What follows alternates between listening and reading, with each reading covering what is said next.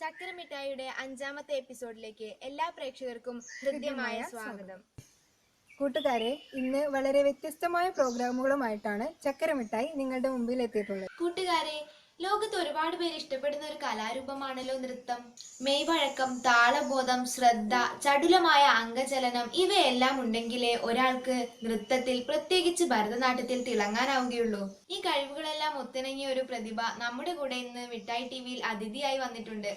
കൂട്ടുകാർക്ക് അദ്ദേഹത്തെ പ്രത്യേകിച്ച് പരിചയപ്പെടുത്തേണ്ടതിന്റെ ആവശ്യമില്ലെന്ന് തോന്നുന്നു. നമ്മുടെ സ്കൂളിലെ പൂർവ്വ വിദ്യാർത്ഥിയും നമ്മുടെ നാട്ടുകാരനുമായ അജയ് രാജാണ് ഇന്നത്തെ നമ്മുടെ അതിഥി. സ്വാഗതം ചെയ്യാം അജയ് രാജിനെ നമ്മുടെ മിഠായി ടിവിയിലേക്ക്. നമസ്കാരം. നമസ്തേ. സ്കൂൾ കലോത്സവങ്ങളിലൂടെയാണ് അജയ് രാജിൽ ഒളിഞ്ഞിരിക്കുന്ന പ്രതിഭ ഞങ്ങളെല്ലാം അറിയുന്നത്. ഈ ഒരു കഴിവ് മനസ്സിലാക്കിയ സന്ദർഭം ഏതാണ്? ഞാൻ ചെറുപ്പം മുതൽ നൃത്തം പഠിക്കുന്നുണ്ട്. ഇപ്പോൾ 13 വർഷമായി നൃത്തം പഠിക്കുന്നു. 3ാം ക്ലാസ് മുതലാണ് നൃത്തം പഠിച്ചു തുടങ്ങിയത്. ഇങ്ങനെ താല്പര്യം ഉണ്ടാവാൻ എന്താ കാരണം എന്ന് വെച്ചാൽ ചേച്ചിയൊക്കെ ഡാൻസ് പഠിച്ചിട്ടുണ്ടായിരുന്നു. അപ്പോൾ ഞാൻ ചെറുപ്പം മുതലേ കാണുന്നതാണ് അവർ പ്രാക്ടീസ് ചെയ്യണതും. അവരുടെ ഫ്രണ്ട്സൊക്കെ ഇങ്ങോട്ട് വരും ചേച്ചിയുടെ അടുത്തോട്ട് പ്രാക്ടീസ് ചെയ്യാനൊക്കെ. അങ്ങനെ കണ്ട് താല്പര്യപ്പെട്ട് പിന്നെ LP സ്കൂളിലോട്ട് ടീച്ചർ വന്നു. ഉഷ ശ്രീനിവാസ് ആയിരുന്നു ആദ്യ ഗുരു. ടീച്ചർ വന്ന് പഠിപ്പിക്കാൻ തുടങ്ങി. അങ്ങനെയാണ് നൃത്തത്തിലേക്കുള്ള വരവ്. പിന്നെ ഇപ്പോൾ അന്ന് മുതൽ തുടർന്ന പഠനം ഇപ്പോഴും പഠിച്ചുകൊണ്ടിരിക്കുന്നു. സ്കൂളിൽ പഠിക്കുന്ന സമയത്ത് തന്നെ സ്റ്റേറ്റ് കലോത്സവങ്ങളൊക്കെ പങ്കെടുത്തിട്ടുണ്ട്. അതിന്റെ അനുഭവങ്ങളൊന്ന് പങ്കുവെക്കാമോ? 4ാം ക്ലാസ്സിൽ പഠിക്കുമ്പോഴായിരുന്നു എൻ്റെ നൃത്തത്തിലുള്ള അരങ്ങേറ്റം. തുടർന്ന് ഞാൻ ഉഷ ടീച്ചറുടെ സഹോദരനായ അനിൽ വെട്ടിക്കാട്ടിയുടെ കീഴിലാണ് പിന്നീട് നൃത്തം പഠിക്കാൻ തുടങ്ങിയത്. 5ാം ക്ലാസ് മുതൽ UP ഹൈസ്കൂളിൽ ഞാൻ പാണ്ടിക്കാട് ഹൈസ്കൂളിലാണ് പഠിച്ചത്. 6ാം ക്ലാസ്സിൽ വെച്ചിട്ടാണ് ഞാൻ ആദ്യമായി കലോത്സവത്തിൽ പങ്കെടുക്കുന്നത്. 6ന്ന് സബ് ജില്ല വരെ പോകാൻ പറ്റിയുള്ളൂ. 7ാം ക്ലാസ്സിൽ ജില്ല വരെ പോയി. 8ൽ നിന്ന് 9നും 10നും 3 വർഷം സ്റ്റേറ്റിൽ അടുപ്പിച്ച് പോകാൻ പറ്റിയിട്ടുണ്ടായിരുന്നു. ഭരതനാട്യം, കുച്ചിപ്പുടി, നാടോടി നൃത്തം 3 ഐറ്റങ്ങൾക്കാണ് ഞാൻ പങ്കെടുത്തിട്ടുണ്ടായിരുന്നത്. മലപ്പുറം ബാവുമാഷാണ് നാടോടി നൃത്തം പഠിപ്പിച്ചിരുന്നത്. സ്കൂളിൽ എല്ലാ ടീച്ചേഴ്സും നല്ല സപ്പോർട്ടായിരുന്നു. സ്റ്റേറ്റിലൊക്കെ പോകാനായിട്ടും നല്ല ടീച്ചേഴ്സിൻ്റെ ഭാഗത്തുനിന്ന് നല്ല പിന്തുണ ഉണ്ടായിരുന്നു. അതുപോലെ തന്നെ സാമ്പത്തികമായിട്ട് കുറേ ബുദ്ധിമുട്ടുള്ള ബാക്ക്ഗ്രൗണ്ടിൽ നിന്നാണ് ഞാൻ വന്നത്. അപ്പോൾ സ്കൂളിൽ നിന്നൊക്കെ നല്ല ഹെൽപ്പ് ഉണ്ടായിരുന്നു. ടീച്ചേഴ്സും സ്റ്റുഡൻസ് ആയാലും നല്ല ഹെൽപ്പ് ഉണ്ടായിരുന്നു. അവരെല്ലാം നല്ല പ്രോത്സാഹനം തന്നെയായിരുന്നു. പിന്നെ കുറേ ക്ലാസ്സൊക്കെ മിസ്സായിട്ടുണ്ട്. അതൊക്കെ ടീച്ചേഴ്സൊക്കെ പഠിപ്പിച്ച് തരാറുണ്ട്. പിന്നെ ഞാൻ ഹയർ സെക്കൻഡറി വണ്ടൂരിലാണ് പഠിച്ചത്. വണ്ടൂർ ബോയ്സിൽ +1 +2 സ്റ്റേറ്റിൽ പോയിട്ടുണ്ടായിരുന്നു. ഭരതനാട്യം, കുച്ചിപ്പുടി, നാടോടി നൃത്തം. മിഠായി ടിവിക്ക് വേണ്ടി ഒരു ഭരതനാട്യം ചെയ്യാമോ?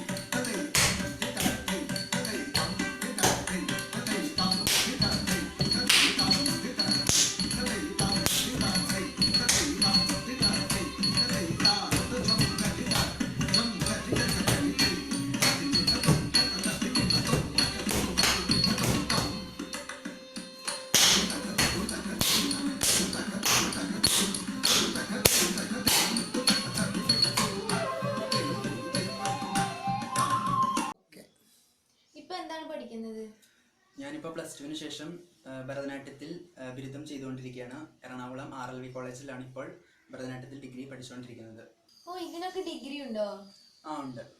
പലർക്കും അറിയാതെ പോകുന്ന കാര്യങ്ങളാണ്. അതായത് എന്നോട് തന്നെ ചോദിക്കാറുണ്ട്, ഇപ്പം ഞാൻ ഭരതനാട്യത്തിൽ ഡിഗ്രിയാണ് പഠിക്കുന്നതെന്ന് പറയുമ്പോൾ ഇതിൽ ഡിഗ്രി ഒക്കെ ഉണ്ടോയെന്ന് പലർക്കും തന്നെ സംശയമാണ്. പലർക്കും അറിയില്ല ഇങ്ങനെയുള്ള കാര്യങ്ങൾ. അപ്പോൾ ഭരതനാട്യത്തിൽ നൃത്തകലയിൽ, അതുപോലെ വാദ്യകലയിൽ, നാടകം, ചിത്രരചന, ശില്പകല, ഇതിലെല്ലാം തന്നെ കോളേജുകളിൽ ഡിഗ്രി, അതുപോലെ തന്നെ PG, MPhil, PhD എല്ലാം തന്നെ ഉണ്ട്. നമ്മുടെ കേരളത്തിൽ തന്നെ കുറേ കോളേജുകളുണ്ട്. കേരളത്തിന് പുറത്തായാലും കുറേ യൂണിവേഴ്സിറ്റികളിൽ PG, UG, MPhil, PhD എല്ലാം പഠിക്കുന്നുണ്ട്. അതുപോലെ തന്നെ കുറേ കുട്ടികൾ ഡാൻസ് പഠനമൊക്കെ നിർത്തുകയാണ് ചെയ്യുന്നത് നമ്മുടെ മത്സരം കഴിയുന്നതോടുകൂടി. അവരൊന്നും ഇങ്ങനത്തെ മുന്നോട്ട് വരുന്നില്ല. അപ്പോൾ അവരൊക്കെ ചിലപ്പോൾ അറിയാത്തതുകൊണ്ടാണോ അതോ ഇനി താല്പര്യമില്ലാത്തതുകൊണ്ടാണോ എന്നറിയില്ല.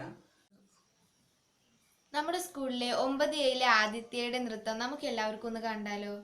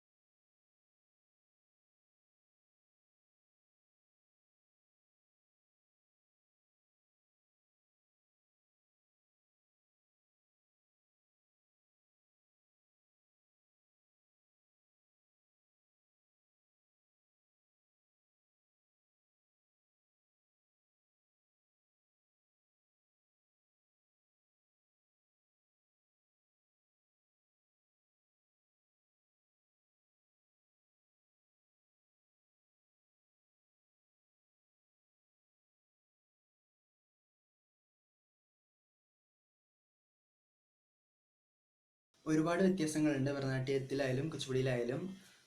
ഇപ്പം നമുക്ക് നേരിട്ട് കാണുമ്പോൾ തന്നെ അറിയാം അതിൻ്റെ വസ്ത്രധാരണ രീതി. അതുപോലെ തന്നെ വസ്ത്രധാരണ രീതിയിൽ വസ്ത്രം, ആഭരണങ്ങൾ, അതുപോലെ മുടിയിലെ വർക്ക്, ഇതെല്ലാം തന്നെ വ്യത്യാസപ്പെടുന്നുണ്ട് ഭരതനാട്യത്തിലായാലും കുച്ചിപ്പുടിയിലായാലും. പിന്നെ കുച്ചിപ്പുടിയിൽ എന്ന് പറയുന്നത് തളിക വെച്ച് നൃത്തം ചെയ്യുന്നുണ്ട്. അതുപോലെ തന്നെ തലയിൽ മുന്ത വെച്ചിട്ട് കുച്ചിപ്പുടി ചെയ്യാറുണ്ട്.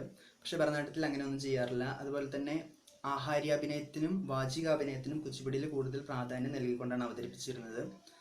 പിന്നെ ബോഡി മൂവ്മെൻറ്റ്സ് ആയാലും അടവുകളായാലും രണ്ടും തന്നെ വ്യത്യാസമാണ്. പിന്നെ ഭരതനാട്യത്തെ അപേക്ഷിച്ച് കുച്ചിപ്പുടിയിൽ കുറച്ച് ശൃംഗാരം, ലാസ്യം, ഭാവങ്ങൾ കുറച്ചുകൂടി ഭരതനാട്യത്തെ അപേക്ഷിച്ച് കുച്ചിപ്പുടിയിൽ കൂടുതലാണ്. ഭരതനാട്യം തമിഴ്നാട്ടിൽ നിന്നാണ് ഉദ്ഭവിച്ചിട്ടുള്ളത്. അതുപോലെ തന്നെ കുച്ചിപ്പുടി ആന്ധ്രാപ്രദേശിൽ നിന്നാണ് ഉദ്ഭവിച്ചിട്ടുള്ളത്. അതുകൊണ്ട് തന്നെ ആ കലാരൂപത്തിൽ അവരുടെ ആയിട്ടുള്ളൊരു സംസ്കാര തനിമ ആ നൃത്തത്തിൽ നമുക്ക് കാണാൻ പറ്റുന്നതാണ്.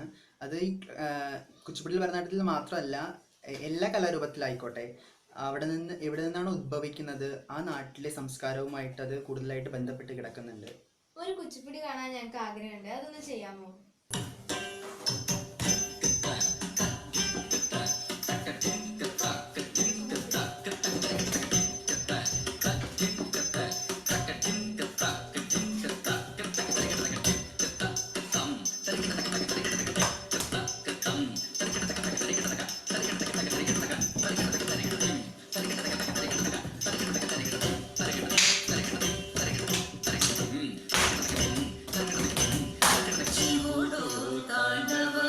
കൂട്ടുകാരെ, അജയ് രാജ് ഒരു ചെറിയ പ്രതിഭയല്ല.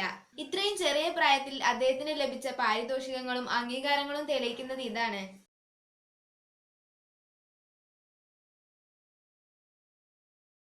തൃപ്പൂണിത്തറ RLV ഗവൺമെന്റ് കോളേജിൽ ഭരതനാട്യം ഡിഗ്രിക്ക് പഠിക്കുന്ന അജയ് രാജിന് ഇനിയും ഒരുപാട് വിജയ സോപാനങ്ങൾ കയറാൻ സാധിക്കട്ടെ എന്ന് മിഠായി TV ആത്മാർത്ഥമായി ആശംസിക്കുന്നു. നന്ദി.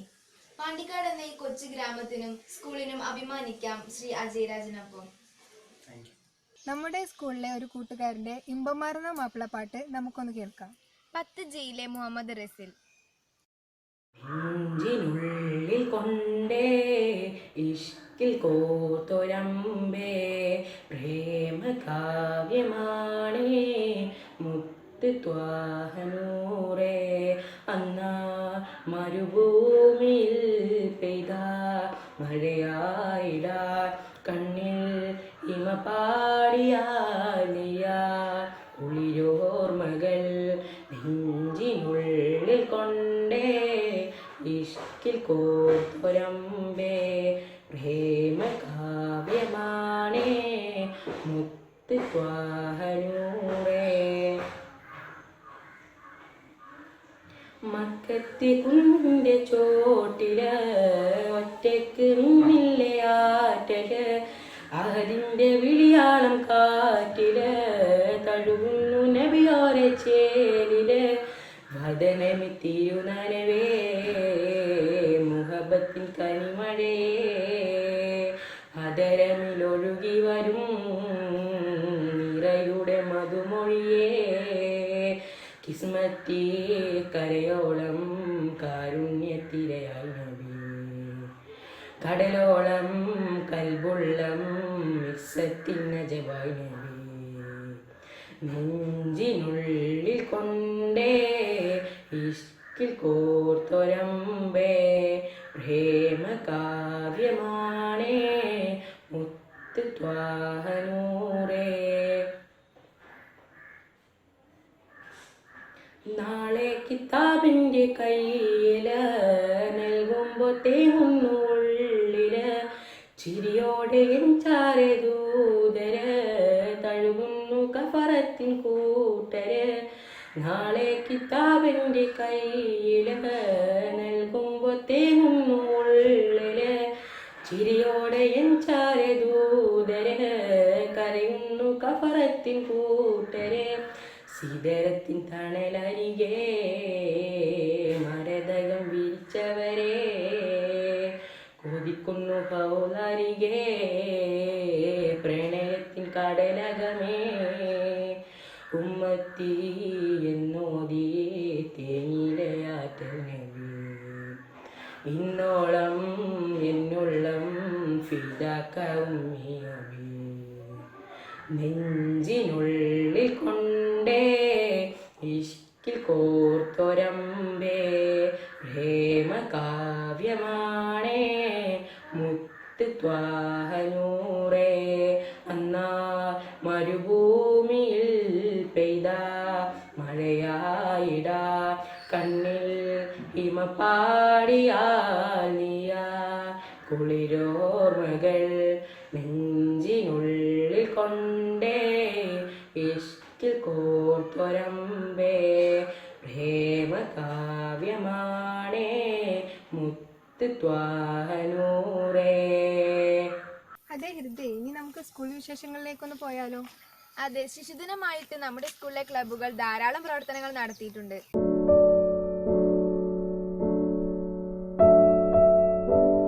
സുഹൃത്തുക്കളെ, ശിശുദിനത്തോടനുബന്ധിച്ച് നമ്മുടെ സ്കൂളിലെ UP വിഭാഗം ഇംഗ്ലീഷ് ക്ലബ്ബ് നടത്തിയ മത്സരങ്ങളിൽ മികച്ച പ്രകടനം കാഴ്ചവെച്ച കൂട്ടുകാരെ നമുക്കൊന്ന് പരിചയപ്പെടാം. ആദ്യമായി ഡിജിറ്റൽ പോസ്റ്റർ മേക്കിംഗിൽ പങ്കെടുക്കുകയും മികവ് പുലർത്തുകയും ചെയ്ത പോസ്റ്ററുകളും അവയുടെ ശില്പികളെയും നമുക്കൊന്ന് കണ്ടാലോ?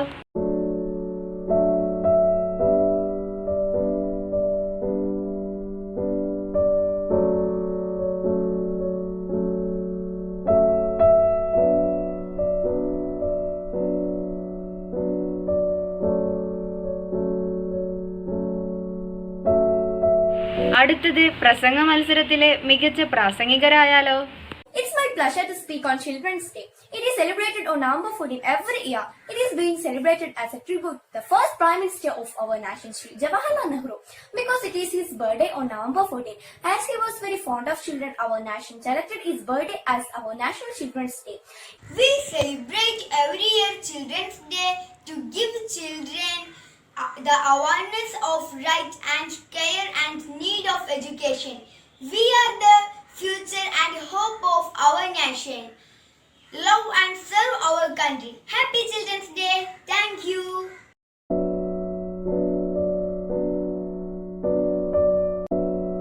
ശിശുദിനത്തോടനുബന്ധിച്ച് അറബിക് ക്ലബിന്റെ കീഴിൽ നടന്ന സബ് ജില്ലാതല UP അറബിക് ക്യൂസ് മത്സരത്തിൽ 7ാം ക്ലാസ്സിലെ അസ്ലഹ ജബിൻ M A+ നേടി. 15 പേർ A ഗ്രേഡ് നേടി.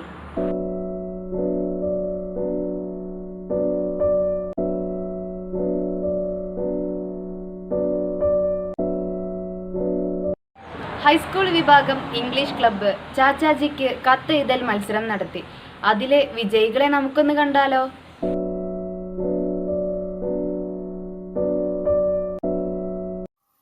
ഇനി 7A സഫ സാദിഖ് നെഹ്റുവിനെ കുറിച്ച് പറഞ്ഞ ഒരു കഥ കേൾക്കാം. കൂട്ടുകാരെ, വളരെ അഭിമാനത്തോടു കൂടിയാണ് ഞാൻ നിങ്ങളോട് ഒരു കഥ പറയാൻ പോകുന്നത്. ഇന്ത്യ എന്ന ഈ മഹത്തായ രാജ്യത്തിലെ ആദ്യത്തെ പ്രധാനമന്ത്രിയായിരുന്ന ജവഹർലാൽ നെഹ്റുവിനെ കുറിച്ചാണ്. രാഷ്ട്രത്തിന്റെ ആദ്യത്തെ പ്രധാനമന്ത്രി എന്ന നിലയിൽ മാത്രമല്ല നെഹ്റു കുട്ടികളുടെ മനസ്സിൽ നിറഞ്ഞു നിൽക്കുന്നത്. ഒരു പനിനീർ പൂവിന്റെ സ്നേഹ സൗരഭ്യത്തോടെ കുട്ടികളെ സ്നേഹിച്ച ഒരു നേതാവെന്ന നിലയിലാണ്. എത്ര തിരക്കു പിടിച്ച ജീവിതത്തിലും അദ്ദേഹം കുട്ടികളെ ചിരിപ്പിക്കുവാനും ചിന്തിപ്പിക്കുവാനും പ്രത്യേകം സമയം കണ്ടെത്തിയിരുന്നു. കുട്ടികളെയും പൂക്കളെയും ഇത്രയധികം സ്നേഹിച്ച് അദ്ദേഹത്തെ കുട്ടികൾ സ്നേഹപൂർവ്വം ചാച്ചാജി എന്ന് വിളിച്ചു. കുട്ടികളെയും പൂക്കളെയും ഇത്രയധികം സ്നേഹിച്ചിരുന്ന മറ്റൊരു വ്യക്തിയെ വേറെ കാണാൻ കഴിയില്ല. കുട്ടികളും പുഷ്പങ്ങളും മൃദുലവും നിർമ്മലവുമാണ്. അവയെ മൃദുവായി വേണം കൈകാര്യം ചെയ്യാം. ഇവ നെഹ്റുവിന്റെ വാക്കുകളാണ്.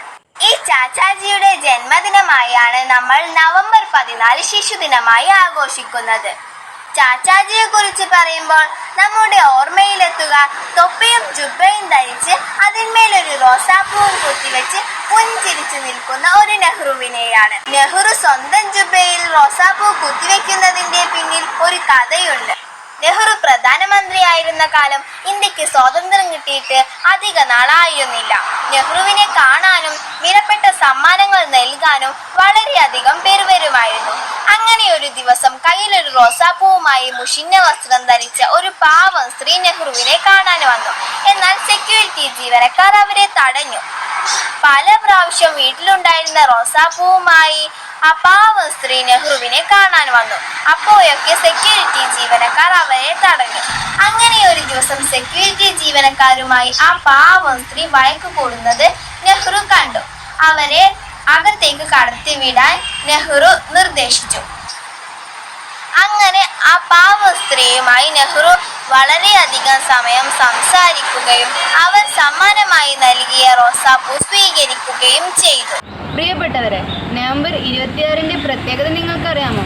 നമ്മൾ ഓരോരുത്തരും നിർബന്ധമായി അറിഞ്ഞിരിക്കേണ്ട നമ്മുടെ രാജ്യത്തിൻ്റെ സവിശേഷതയാണ്. 8A ക്ലാസ്സിലെ ഷിംന മോൾ നമ്മളോട് ഈ വിശേഷം പങ്കുവെക്കും. നമ്മൾ ജീവിക്കുന്നത് ലോകത്തിലെ ഏറ്റവും വലിയ ജനാധിപത്യ രാജ്യത്താണെന്ന് നിങ്ങൾക്കറിയാമല്ലോ. ഒരു ജനാധിപത്യ രാജ്യത്തിന്റെ അടിസ്ഥാന നിയമസംഹിതമാണ് ഭരണഘടന. കഴിഞ്ഞ ദിവസം നിങ്ങൾ പത്രത്തിൽ വായിച്ചല്ലോ, നവംബർ 26 ഇന്ത്യ ദേശീയ ഭരണഘടനാ ദിനമായി ആചരിക്കുന്നു. ഇന്ത്യയുടെ ഭരണഘടനയെക്കുറിച്ച് നിങ്ങൾക്കറിയാമല്ലോ. ഇന്ത്യയുടെ പരമോന്നത നിയമമാണ് ഇന്ത്യയുടെ ഭരണഘടന. രാജ്യഘടന അധികാരങ്ങൾ, നടപടിക്രമങ്ങൾ, കർത്തവ്യങ്ങൾ, മൗലിക അവകാശങ്ങൾ, കടമകൾ, നിർദ്ദേശക തത്വങ്ങൾ മുതലായവയാണ് ഇന്ത്യൻ ഭരണം മുന്നോട്ട് വെക്കുന്നത്. കൂട്ടുകാരെ, ലോകത്തിൽ ഏറ്റവും ബൃഹത്തമായ എഴുതപ്പെട്ട ഭരണഘടനയാണ് ഇന്ത്യയുടേത്.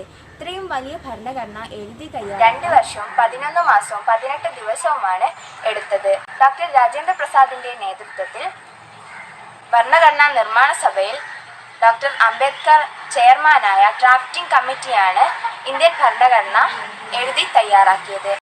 നമ്മുടെ പാർലമെന്റ് ഇന്ത്യൻ ഭരണഘടനക്ക് അംഗീകാരം നൽകിയ തീയതിയാണ് 1949 നവംബർ 26. അതുകൊണ്ടാണ് ഈ ദിനം ഭരണഘടനാ ദിനമായി ആചരിക്കുന്നത്.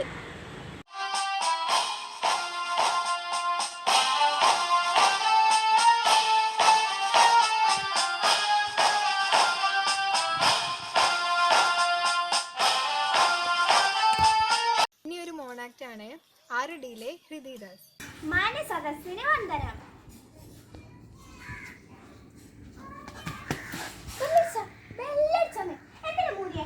കണ്ണു കാണൂലേ?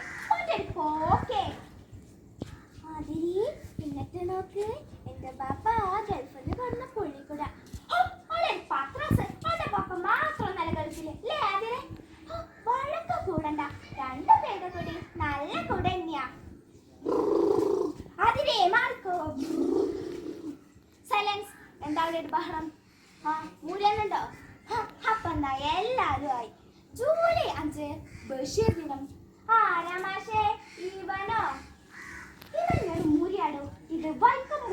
ബഷീർ കഥകളുടെ സുൽത്താൻ. സ്കൂൾ ഒരു പ്രബന്ധ മത്സരം സംഘടിപ്പിക്കുന്നു. ആവശ്യമുള്ളവർ ലൈബ്രറിയിലേക്ക് പോകാം. ബഷീറെ, നീ വരുന്നുണ്ടോ ലൈബ്രറിയിലേക്ക്? അതിൻ്റെ ഉള്ളിൽ ഉറുമ്പ് പറയിട്ട പോലെ അക്ഷരങ്ങൾ നമുക്കതൊന്നും തിരിയൂലാന്ന്. ഇത് വാടാ ബഷീറെ.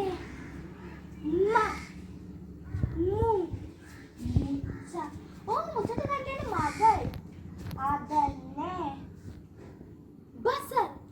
ഓ ബഷീർ, ഇതില് സൈനബാനെ കണ്ടിട്ടുണ്ട്. എന്ത് മജത്തിയ അച്ഛ കണ്ണ പോക്കര് മണ്ടമുട്ടപ്പ. അതിന് നമ്മളൊന്ന് ചോദിച്ചട്ടെ, ഈ മണ്ടമുട്ടപ്പ ഇന്നെങ്ങാട്ടിലും വലിയ മണ്ടനാ? അതിനാരെ പറഞ്ഞ ഈ മണ്ടനാണെന്ന്? എല്ലാരും നമ്മൾ അങ്ങനെയല്ല വിളിച്ചത്, മൂരിയെന്ന്, മൂരി ബഷീറേന്ന്. എടാ മണ്ട, ഈ മണ്ടനൊന്നല്ല. പിന്നെ നമ്മള് മത്സരത്തിന് മാഷിന് എന്താ സമ്മാനമായി കൊടുക്കുക? നീ ചിത്രം വരയ്ക്ക്, നിനക്ക് നല്ല ചിത്രം വരയ്ക്കാൻ അറിയില്ലേ?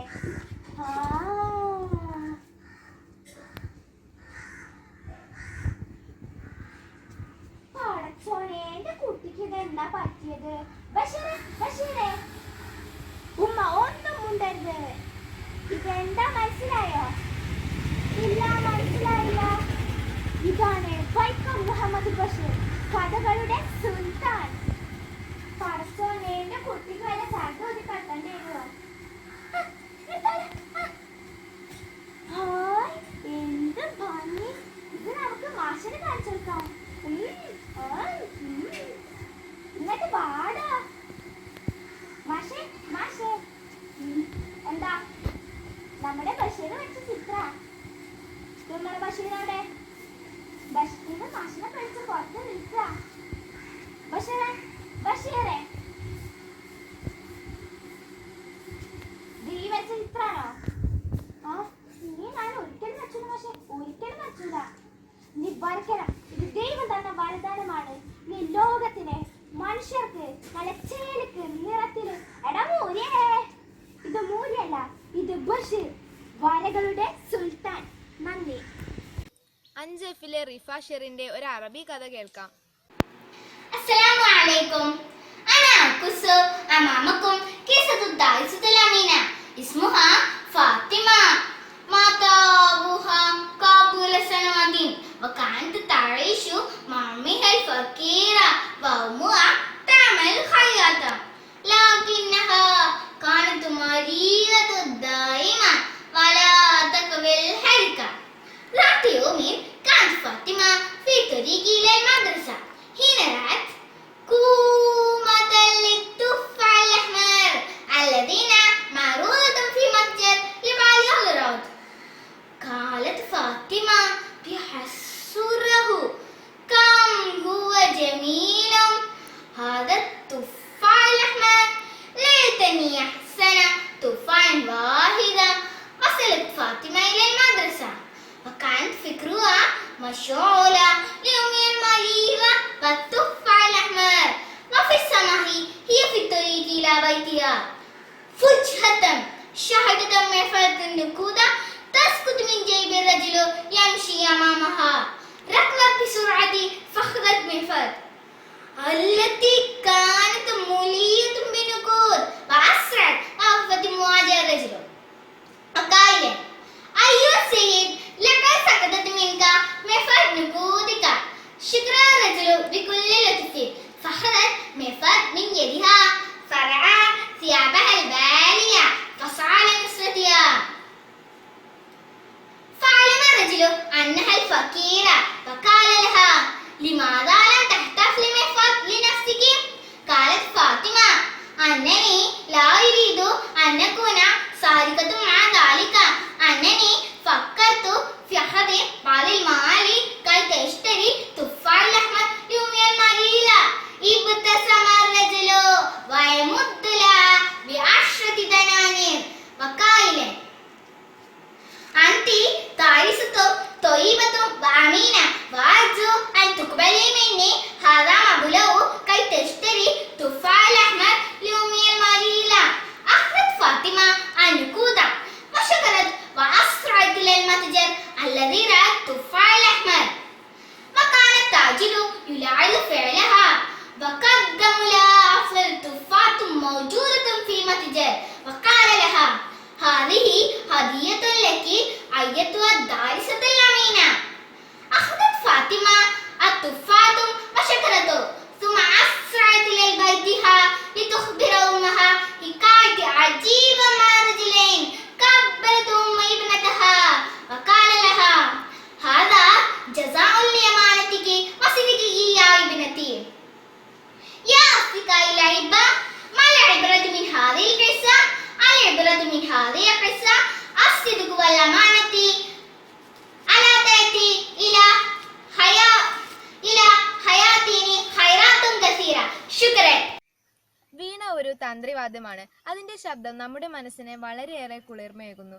നമ്മുടെ സ്കൂളിലെ 9Kയിലെ അഞ്ജലിയുടെ ഒരു വീണ വായന കേൾക്കാം. കർണാടക സംഗീതത്തിലെ ബിലഹരി രാഗത്തിലെ ഒരു ജതിയാണ് വായിക്കാൻ പോകുന്നത്. രാരവേണുഗോപാലരാഞ്ജിത സദ്ഗുണ Jayasheela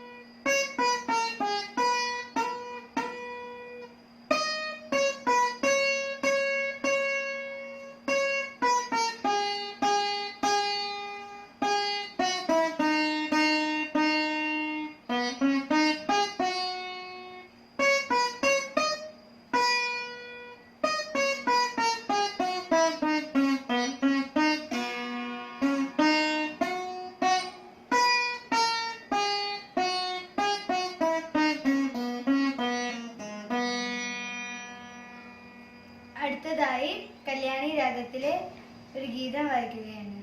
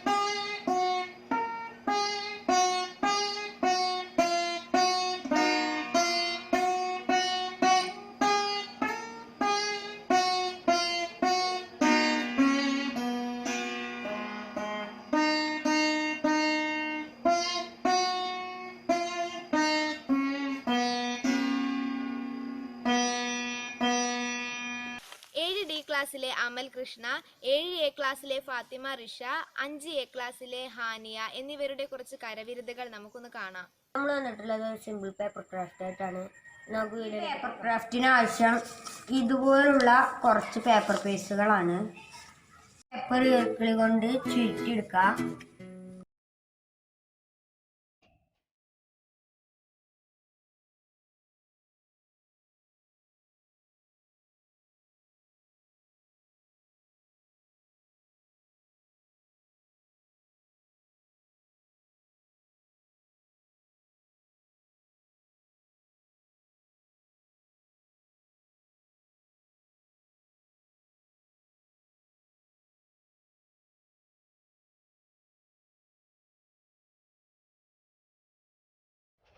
Hi friends, I am Risha. I am studying 7th A.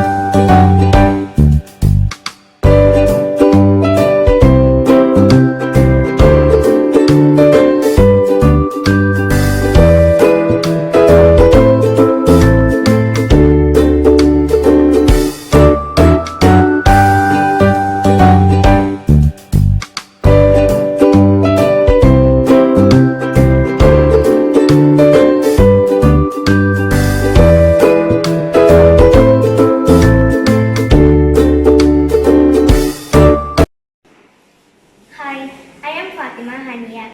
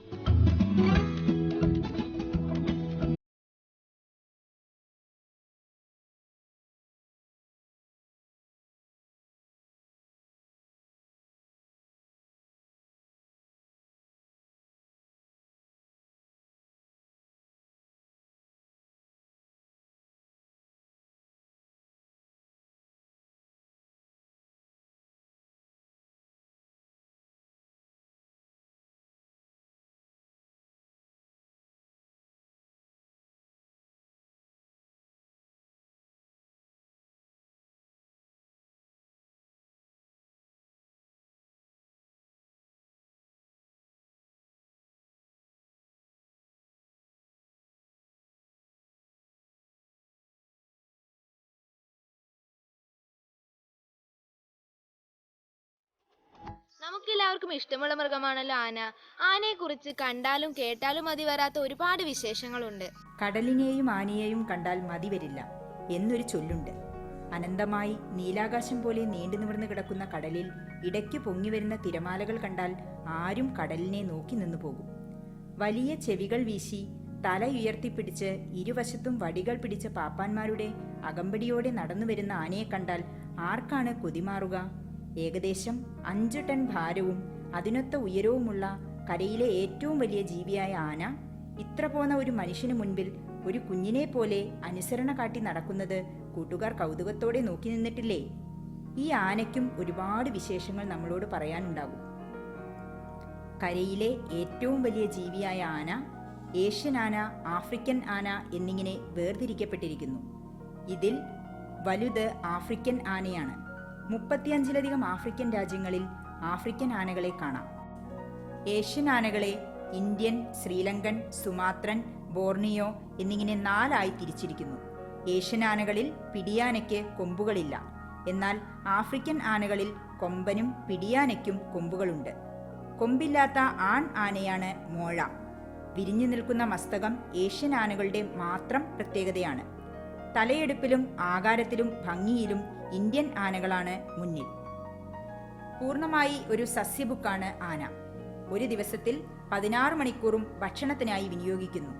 ശരാശരി ഒരു ദിവസം 200 മുതൽ 250 ലിറ്റർ വരെ വെള്ളം കുടിക്കുകയും 250 കിലോഗ്രാം മുതൽ 300 കിലോഗ്രാം വരെ ഭക്ഷണം കഴിക്കുകയും ചെയ്യും. ആനയുടെ മേൽചുണ്ടും മൂക്കും ചേർന്നതാണ് തുമ്പിക്കൈ. തുമ്പിക്കൈയുടെ അറ്റത്തുള്ള വിരൽ പോലുള്ള ഭാഗം തുണിക്കൈ എന്നാണ് അറിയപ്പെടുന്നത്. തുമ്പിക്കൈയുടെ നീളം കൂട്ടാനും കുറയ്ക്കാനും കഴിയുന്ന ജീവിയാണ് ആന. 100,000-ലധികം പേശികളുള്ളതാണ് ആനയുടെ തുമ്പിക്കൈ. ഇതുപയോഗിച്ച് നിലത്ത് കിടക്കുന്ന മൊട്ടുസൂചി പോലും ആനയ്ക്കെടുക്കാൻ പറ്റും. ആനയുടെ ഉളിപ്പല്ലുകൾ വളർന്നാണ് കൊമ്പുണ്ടാകുന്നത്.